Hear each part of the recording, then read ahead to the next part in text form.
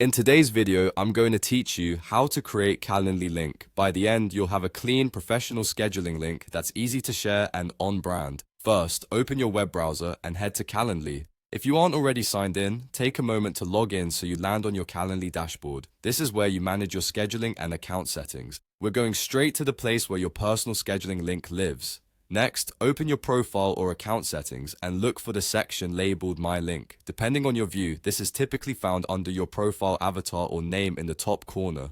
My Link is where Calendly stores the unique web address people will use to book time with you. Think of it as your storefront sign, simple, recognizable, and consistent. Now, update your URL name so it matches your brand. You'll see a field that controls the end of the URL, the part that comes after calendly.com. Replace whatever's there with a clear, memorable handle, such as your name, your company, or your role. Keep it short and professional. If you're part of a team, try to align the format with how your teammates present theirs for a cohesive look. A quick note, if your preferred URL is already taken, Calendly will prompt you to try a variation. Also, changing this address will update your link, so any old link you previously shared will no longer point to the right place. It's worth making this choice thoughtfully. When you're happy with the new URL name, click Save Changes. Give it a second to process and look for a confirmation that your link has been updated. If you get an error, it usually means the slug is unavailable or contains characters Calendly doesn't accept. Adjust slightly and save again.